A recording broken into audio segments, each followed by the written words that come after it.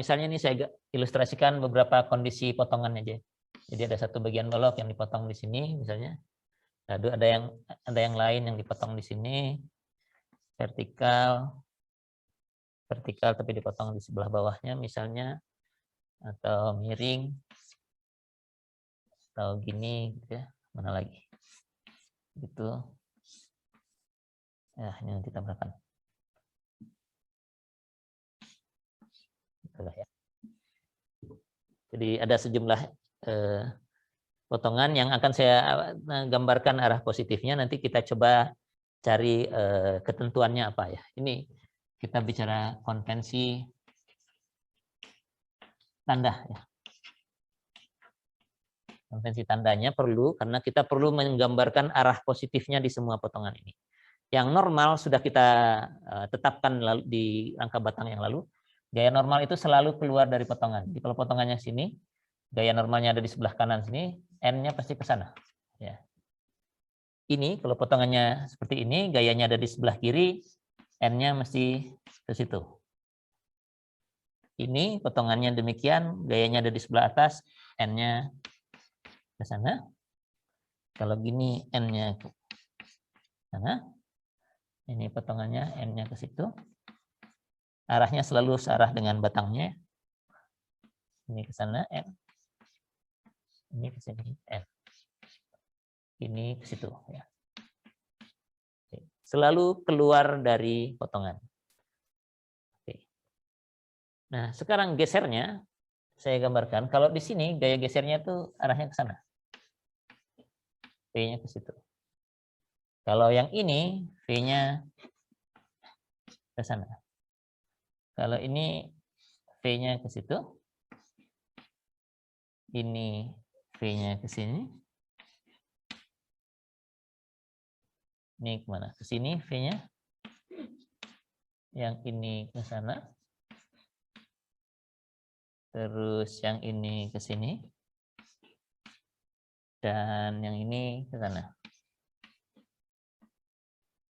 Oke, dari semua ilustrasi yang saya berikan ini, kira-kira bagaimana menentukan arah gaya V?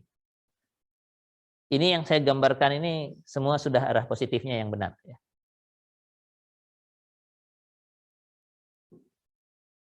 Gimana kira-kira cara menentukannya? Yang di sebelah sini ke bawah, yang ini ke atas, yang ini ke kanan, ini ke kiri. Kalau begini potongannya dia ke kanan bawah. Ini ke kanan atas, yang ini ke kiri bawah, ini ke kiri atas. Itu kalau dari dilihat potongannya ke kanan, V-nya ke atas. Kalau dilihat dari potongan ke kiri, kebalik ya, Pak. Kalau kelihatan dari kiri, potongannya selalu ke atas, V-nya. Kalau dilihat dari kanan, V-nya selalu ke bawah, potongan. Kalau dilihat dari potongan ke kanan. Ya, itu dua yang ini ya. Atau yang lain juga. Yang ini gimana? Yang vertikal. Kita nggak bisa bicara kiri kanan di sini. Ini Pak, jadi membentuk putaran searah jarum jam bukan Pak? Jadi terhadap potongannya itu. Ya, gini ya.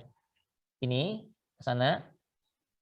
Jadi dia muter. Jadi kalau kita tinjau terhadap potongan ini, potongan yang diambil gitu, posisi gaya geser itu selalu membentuk arah searah putaran jarum jam. Jadi ini tuh ke sana, searah putaran jarum jam terhadap titik potongnya. Ini potongnya di sini, jadi jarum jamnya ke sana, situ, ya. Ini di sini, jarum jamnya mutarnya ke situ, jadi ke kanan. Ini sebaliknya, potongannya ada di sebelah atasnya, jadi dia kiri, ini ke sana, ini ke situ. Semua seperti itu. Nah, yang perlu dicatat satu lagi adalah bahwa sekarang kita perlu membuat garis potongan tegak lurus terhadap elemen strukturnya. Ya. Jadi kalau Anda lihat ini semua garis potongannya saya buat tegak lurus terhadap elemen struktur. Dulu waktu rangka batang kita tidak terlalu peduli. Motongnya begini juga nggak apa-apa karena gaya normalnya tetap keluar gitu ya. Sekarang tidak bisa lagi ya. Kalau Anda motongnya miring, misalnya di sini dipotongnya miring, gaya gesernya sudah kacau nih ya. Kalau ke sana namanya bukan gaya geser gitu ya. Gaya geser itu di permukaan. Jadi sekarang potongan harus dibuat tegak lurus terhadap elemen struktur. Jadi kalau elemennya miring, ini elemen yang miring, potongannya harus tegak lurus seperti itu. Baru kita bisa definisikan normal, geser, dan momen lenturnya. Dan arah positifnya seperti tadi, normal itu keluar dari potongan, kalau V itu membentuk putaran searah jarum jam terhadap potongan. Jadi arahnya selalu sejajar dengan potongan, V ini gaya geser, makanya disebutnya geser ya. Dia seperti bergeser saja di potongan itu ya. Bersliding gitu ya. Di sini jadinya namanya gaya geser, arahnya searah putaran jarum jam terhadap potongan. Mengitari potongan searah putaran jarum jam. Oke, itu untuk gaya geser. Nah, untuk momen lentur agak berbeda. Momen lentur itu konvensi tandanya hanya didefinisikan untuk ini, dua elemen ini. Jadi hanya untuk elemen balok. Arah positifnya begini kalau di sebelah sana, kalau di sini ke situ. Jadi tanda panahnya selalu di atas ya. Kalau ini ke sana, ini M juga ya. Di ujung kiri momennya seperti ini, momen lentur positifnya. Kalau yang ini momen lentur positifnya demikian. Ini ketentuan konvensi tanda untuk momen lentur pada struktur balok jadinya, atau pada elemen balok yang horizontal. Nah, elemen struktur yang tidak horizontal, Anda bebas menetapkan M-nya kemana positifnya. Mau begini boleh, mau sebaliknya juga nggak apa-apa. Arah positifnya. Asal, ada asalnya, asal konsisten. Konsisten itu maksudnya kalau yang ini seperti ini, positifnya, ke kanan tanda panahnya, maka kalau dipotongnya dari bawah, positifnya harus ikut begini. Sehingga kalau kita sambungkan ini dengan ini, memang saling menghilangkan. Jadi menentukan positifnya bebas yang mana, tapi begitu Anda gambarkan, artinya Anda sudah menetapkan, ini nih yang positif.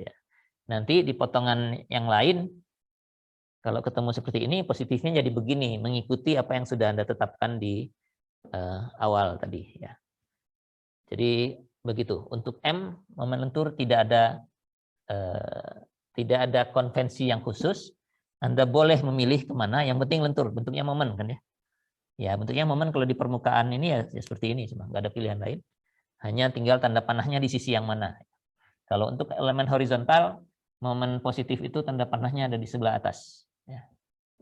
Atau biasanya momen itu kan jadi kalau potongannya di sebelah sini seperti itu, kalau potongannya di sebelah sana dia begini gitu ya. Biasanya ini dengan ini bisa digambar sekaligus seperti itu. Ini adalah momen lentur positif ya. Jadi konvensi tandanya demikian.